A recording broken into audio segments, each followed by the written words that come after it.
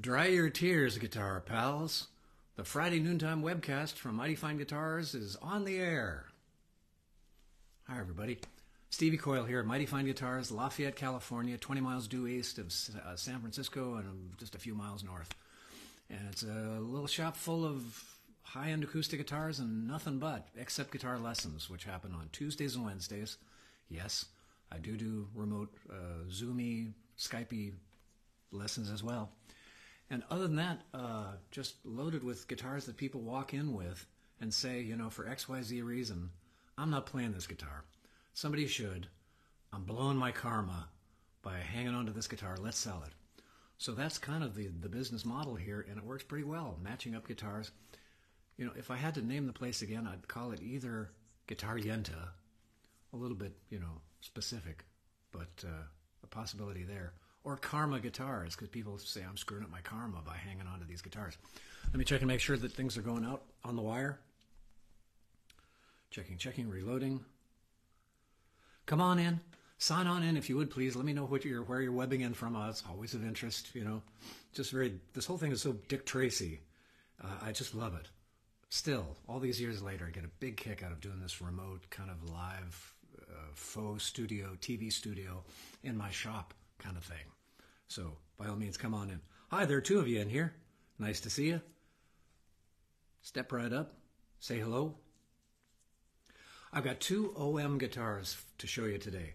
The OM guitar is the same body size as the Martin Triple O, which by most people's understanding is kind of the second biggest Martin guitar. The big boy in kind of more modern times, leaving out the dits and getting totally arcane about the whole thing and nerdy. It's nerdy enough as it is. The Triple O and the OM body size are kind of the do-it-all great size. The Dreadnought guitar is great for huge volume and bass. For kind of doing it all great, still plenty of bass, lots of volume, but kind of maximized for fingerstyle because it's got a slightly wider fingerboard. A lot of people, myself included, really dig an OM. Or the same body size, as I say, as a Triple O. There is a size between the Dreadnought and the Triple O, the Quadruple O, sometimes referred to as the M series, M36, M38. But for most of us, this is the second biggest guitar that you see out there in the world. And it's a lot smaller. Smaller across the lower bout, of course, but smaller at the waist, so it sits lower on your lap, and you're not kind of doing this, which is what so many of us of a certain vintage are facing with increasing experience in the world. I'm the Duke of Euphemism today. Our old guitars are just too damn big. Kind of big, wide across the waist, so they sit up too high. They're really thick. Those Dreadnoughts and Jumbos we all played way back when. Not tops in comfort for the way, let's face it, a lot of guitar gets played these days, and that's sitting on the couch watching Netflix or sports. Wonderful guitar. I've got two to show you today, like I said. Santa Cruz. Oh, let me make sure the sounds are getting out there. Santa Cruz and a Collings. Two great non-Martin, but Martin tribute guitars. Somebody tell me, how's the sound? Sounding okay? Always a concern, and sometimes, always a concern because sometimes it doesn't happen. I'm swiping left, swiping left. Nothing seems to be happening. Somebody say hey, somebody say hello, and let me know how the sound is. I'll just press on, assuming that we're okay. The little green light is on my mic here, so I think we're probably all right. Another difference between the Triple O and the OM, although there's crossover and specs on all of this stuff, is that the OM has the wider fingerboard and longer scale, 25.4-inch scale rather than 24.9-inch scale, which the Triple O has. Which means the upshot of that is that if you play drop tunings, drop D, you might be happier with a long scale guitar because that low string won't get as floppy as it would on a typical Triple O. On the other hand, if you play blues and you do a lot of bending, like that, I just pull that string way out of tune. Good going, Coyle. If you do a lot of that kind of stuff, you may prefer a short scale guitar because that's easier to do on a short scale guitar. At a given pitch, a longer string will be stiffer in feel and probably intonate better as well. So if you do drop tunings, kind of coming up the neck on that low string, you might be happier with an OM. If you're a bluesy person and you want a narrower fingerboard, because they typically have those, like I said, there's a lot of crossover. Are you writing all this down? Good. Don't worry, you can go back and get it later. OMs are kind of good for drop tunings. Triple O's are kind of good for bluesiness. How's that? And then there's the difference in the width. This one, this is the pre-war model, the OMPW. I'm not even sure what year it is. I've got a word into Santa Cruz, who has this cool tool on their website. You can just plug in the serial number of the guitar you got. They'll send you back info on all of it, the year and what it's made of and all that cool stuff. Pretty hip. So I'll have more information on this particular guitar, which just came in very soon. I think that's Cocobolo, or it's very red East Indian rosewood, but it's got that really reddish, orangey kind of Cocobolo-ish kind of look to me. And the top, I'm pretty sure, is, oh, what am I talking about? Good heavens, this is the Collings. I'm spacing out, kids. This is a Collings guitar. This is the Collings, I'm spacing out completely. Another tribute guitar to Martin. This is the Collings OM size 2HE, which just specifies herringbone. I should have spotted that right off the bat. East Indian rosewood in the good light, and Sitka top. Great guitar. Great combination of woods. And it's a Collings. It's a Collings. That one over there is the Santa Cruz. We'll get to that in a minute. They both just came in. And as usual, I was just sitting there minding my own business. People walk in with these guitars and say, let's sell this. I'm not playing it. Okay.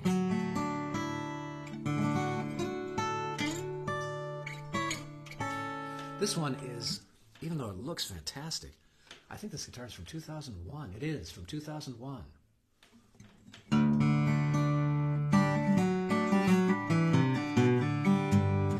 I was a Collings man myself for many years, played one on stage for years and years, and the only reason I ever sold my Collings, which I love desperately, was because I found another guitar I had to have. This other guitar, the Alan Perlman guitar, the Precious, just jumped up and bit me on the butt, and I had to sell that one to get that one. There's that big, bright, forward sort of Collings sound.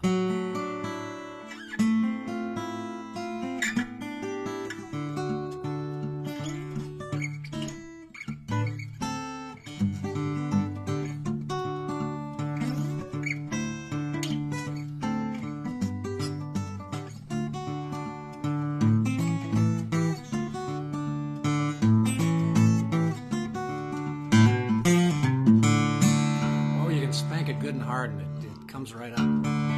This is where that long scale comes in handy.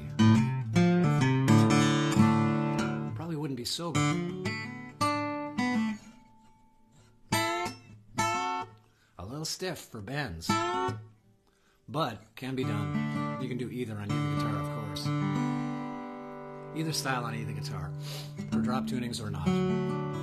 It's just a matter of what they're maximized for, what they're kind of designed and maximized for. I played Collings for many years because the band I was with, Menudo, stopped off at the Collings factory in Austin when we were on tour, and the fellow there, Steve McCrary, a saint in human form, a god in human form if there ever was one, took us upstairs to show us the room of seconds. And we were playing all these great guitars up there. Didn't realize at the time that there was something slightly wrong with each of these guitars, and they couldn't send them out to their retailers. And we were playing along, and I said, boy, this is a fantastic guitar.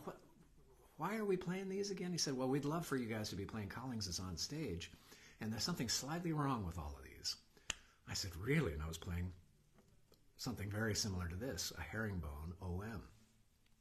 I said, for example, what's wrong with this? He said, oh, see that one little arm of the herringbone down here? That's off axis. I said, you can't send this out because of that? He said, oh, Bill Collings would never let us get away with that. No, that would not happen. Okay. As it turns out that day, there was nothing that lit me up completely, but a couple of weeks later, he called up and said, got one here. Can I send it to you? Trick question? Yeah, you can send it to me. And he did, and I fell in love with it and played with it for many years until mighty precious came along, and I had to have it. So, all of which is to say, I'm a big Collings fan myself.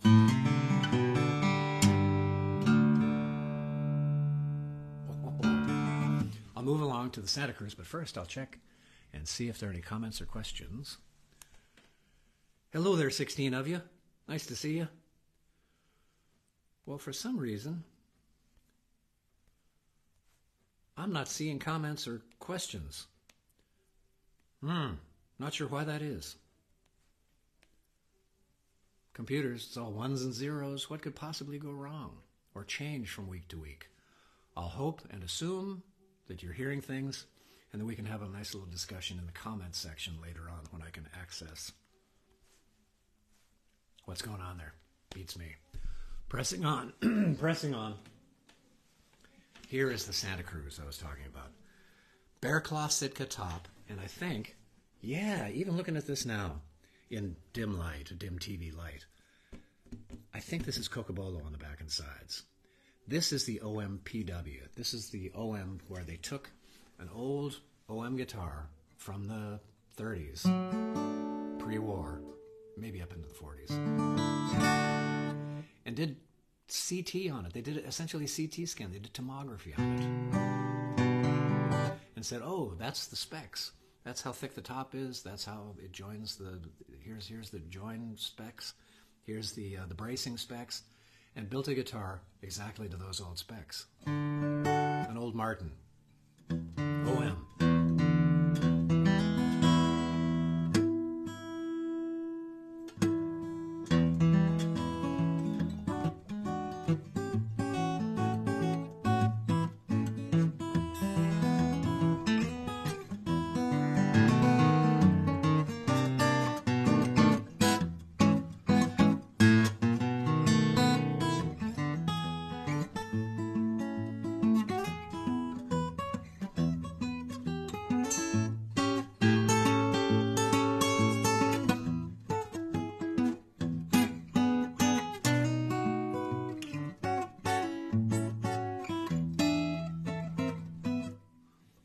Lovely.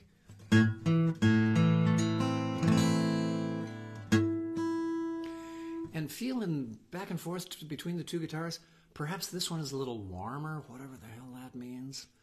A little less sparkle to it, but plenty of sparkle. Collingses tend to be bright. And as old as this guitar is, it is, by my estimation, in a sense, underplayed. It has not been vibrated a ton. In fact, I happen to know it has sat in a case, unfortunately, for several years, unplayed. So there's still room to grow on that one. This one, and this is the one that I mistakenly spoke earlier about. I'm waiting for specs on this and the year. Don't even know what year it is, but it's in fantastic shape. It looks essentially brand new. But I'm not sure that that Santa Cruz is making OMPWs anymore, but I'll find out, because looking at the website, it looked to me like they kind of held off starting in 2012. But the serial number is greater than is indicated there. I'll get back to you on that. Let me get back to you on that. I'd answer questions. I'd refer to your comments if I could see what's going on, but swiping left does nothing today. So I'll just hush up and play.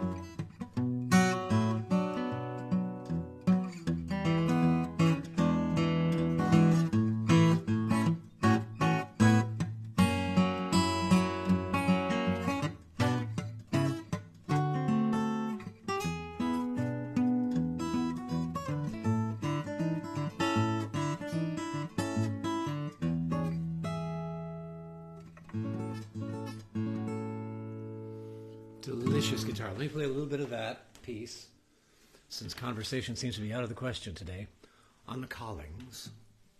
Yep. A little bit brighter.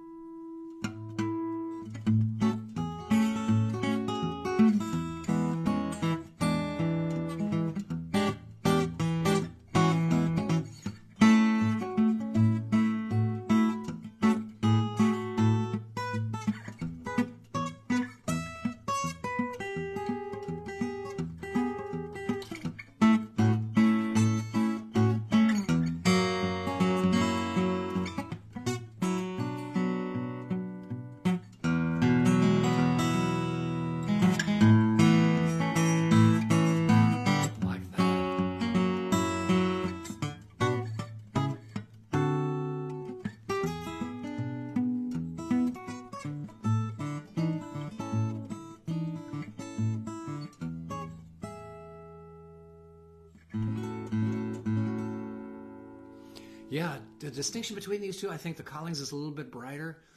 The Santa Cruz is a little bit throatier. I hate to use the term warm because it means something different to everybody. I think warm means low, mid-range. Is that what warm means to you? I don't know. Warmer on the Santa Cruz, brighter on the Collings. This one is more forward. That one's got a little bit more reserve to it. Probably a too pejorative a term. This one's brighter, that one's warmer. That's the way to talk about a Coyle. But both great.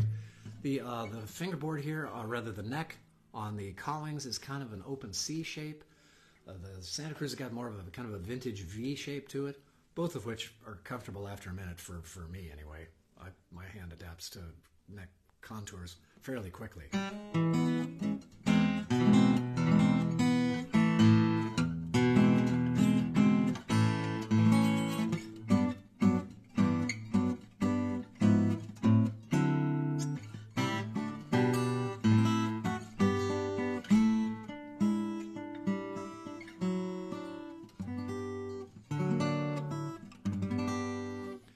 Both delicious, really great. I should do a little flat picking for you just to show you that you can.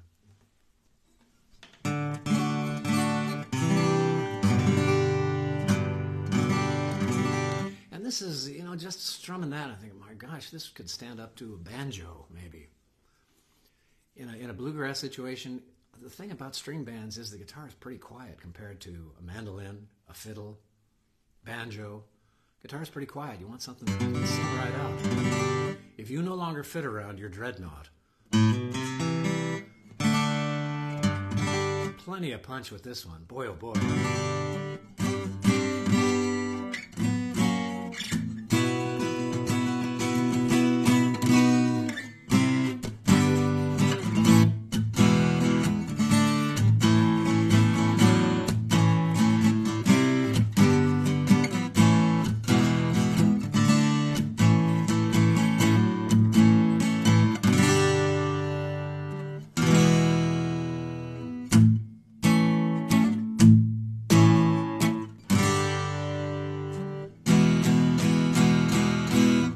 Try that on the other one and button things up here, kids. Thanks for tuning in, by the way. This is the Friday Noontime Facebook webcast. I try and do these every noon on every Friday. And there it is again. Brighter, more forward. This one has got a more subtlety to it.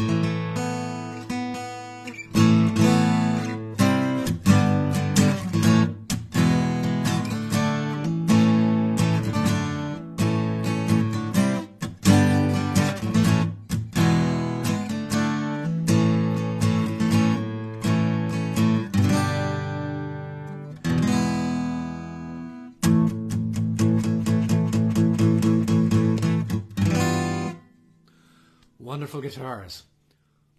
Santa Cruz and Collings, two of the finest kind of medium-sized shops in America today.